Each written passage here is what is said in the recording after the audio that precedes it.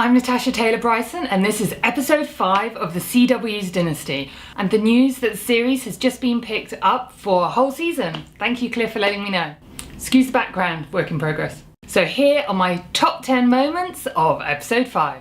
Number 1, Crystal's getting ready montage. Who doesn't love a good getting dressed montage? It was huge in the 80s. Crystal has the servants running hither and thither, busy with rails of clothing, boxes of jewellery.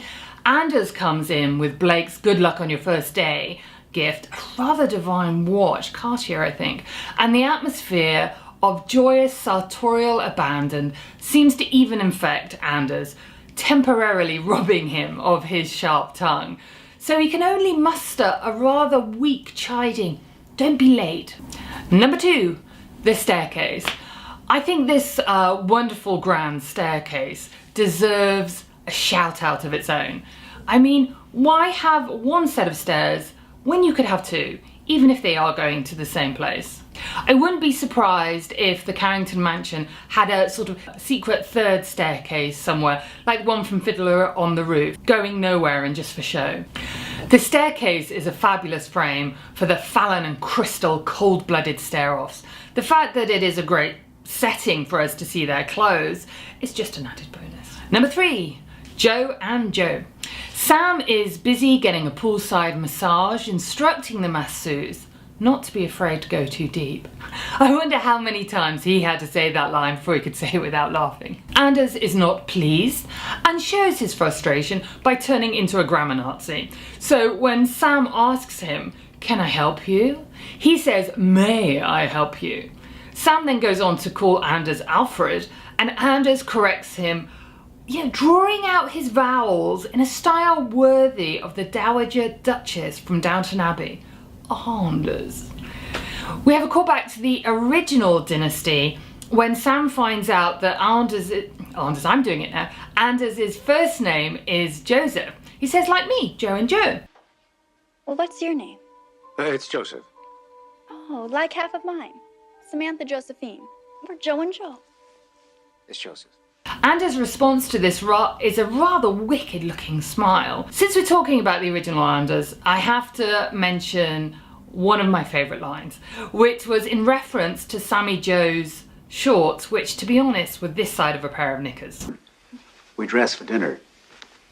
Thinking about it, both Sammy Joes have a predilection for the small and the tired. And we have to mention Anders' disturbingly intricate knowledge about the unmussed nature of Sam's bedsheets on the first few days of his stay at the Carrington mansion, and the distinctly mussed nature of Stephen's bed linen. Anders really does know everything. Number 4, Ted Denard. Is it wrong? But I actually squealed when I heard this name. The original Dynasty, Ted Denard was Stephen's boyfriend. They split up and Stephen moved back to Denver. Anyway, Ted came to visit Stephen in the mansion, and Blake saw them together in Stephen's room talking and tried to throw Ted out of the mansion, killing him in the process, which led to the whole courtroom drama that brought Alexis into our lives. Anyway, back to this iteration of Ted Denard. So we're at Stephen's office, and can I say, did Stephen's spidey sense tell him that he was going to run into someone today? Because the man is looking all tanned and he's got a snazzy new haircut. Anyway, in walks his next meeting and it's Ted Denard. Stephen is completely freaked out, so taken aback, he conjures up a fake meeting to get Ted out of the office.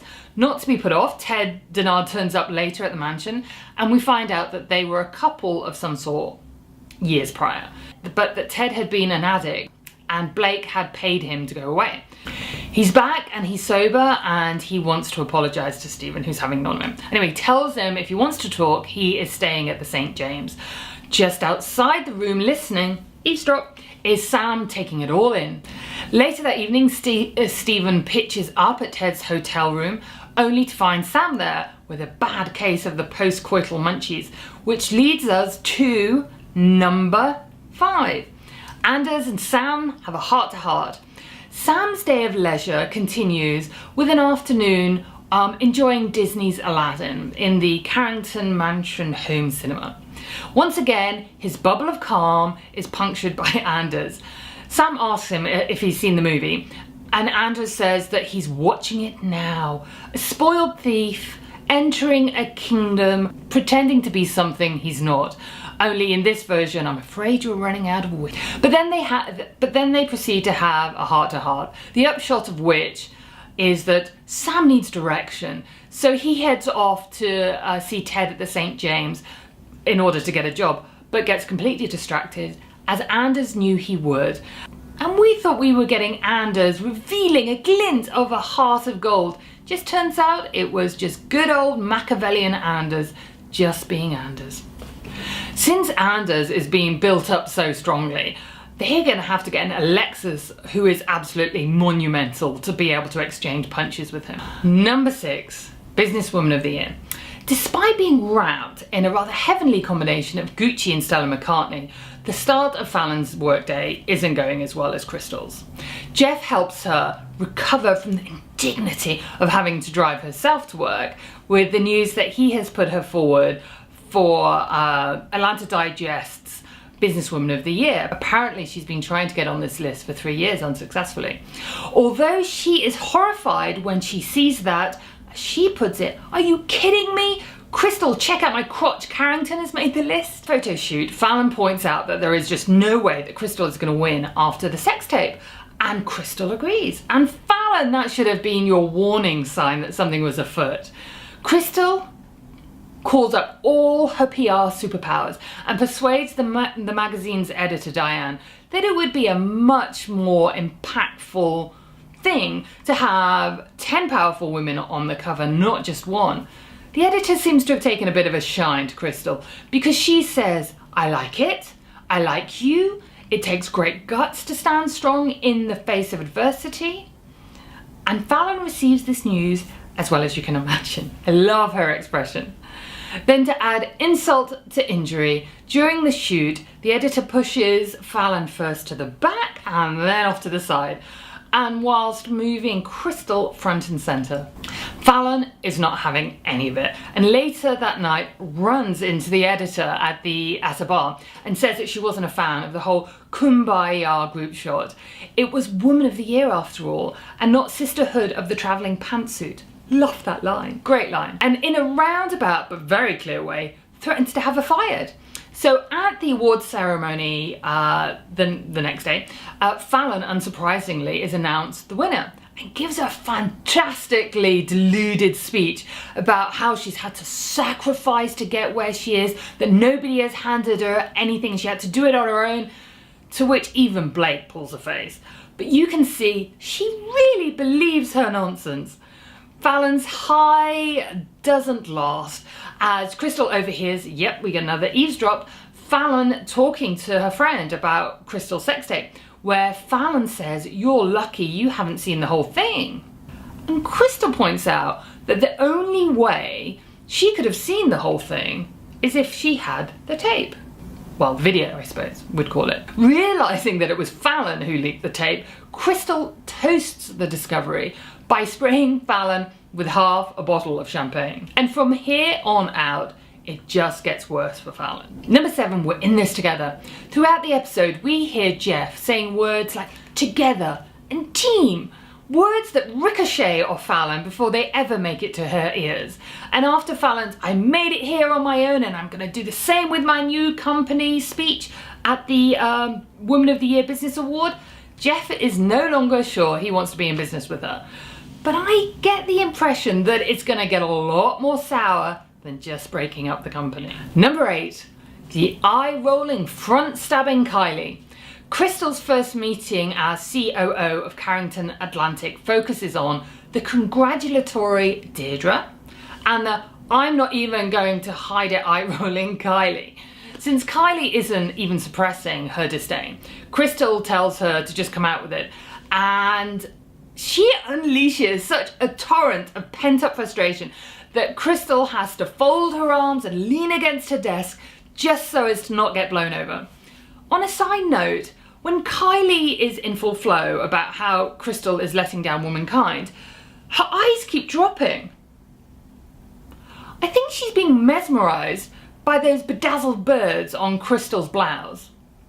Deirdre, on the other hand, after congratulating Crystal in the meeting, later approaches Blake with the news that clients are not happy and are threatening to leave as they're not confident that Crystal is up to the job. But don't worry, she would be willing and happy to step in as temporary COO until things settle down, you know. Later in the episode, Kylie gets a promotion while Deirdre gets strong words. When Blake asks Crystal why, Crystal explains that while Deirdre stabbed her in the back, Kylie stabbed her in the front. Which Blake laughs and says, is that even a thing? Crystal seems very happy with that term. Number 9, Fallon is homeless. Fallon's day ends as badly as it started. At her own hand, you have to say. So returning home, she gets into a back and forth with Blake, thinking that Crystal must have told Blake that it was her that leaked the sex tape. So she tries to defend herself, only to find out that Crystal had not told Blake, and this is completely new information to him. Information that gets her thrown out of the house. Fallon cocoons herself in a cozy jumper and sets her eyes to Wounded Puppy and heads over to Michael's, saying that she's ready to call him her boyfriend and take this wherever it's going. Michael's response, he says that she is only there because she doesn't have a place to stay, and it seems like most of her bridges have been burned. Number 10, Claudia comes alive and then gets knocked down. So we get a full-throated Claudia in this episode. When she turns up at the Carrington Atlantic lobby, she's not sporting her usual beige cardigan. Today she's rocking some kind of pumpkin-coloured cardi, so you know her blood is up. She gives it to Crystal both barrels, with a variation on the Alexis line, oh you company tramp, or should that be company slut, which do you prefer? Blindly determined to have Claudia accept her apology, Crystal goes around to Claudia's house later that evening, which Blake told her not to do because he doesn't think it's safe for her. So when Anders tells him that's where she's gone, Blake takes off in hot pursuit. So back over at Claudia's, Claudia is letting rip all over again, all teeth and hair. The startled Crystal tries to get back in her car, hotly pursued by Claudia, who gets knocked over by the newly arrived Blake. I take it back what I said about Fallon having the worst day. I think Claudia owns that title. I knew we weren't that ugly, I knew it.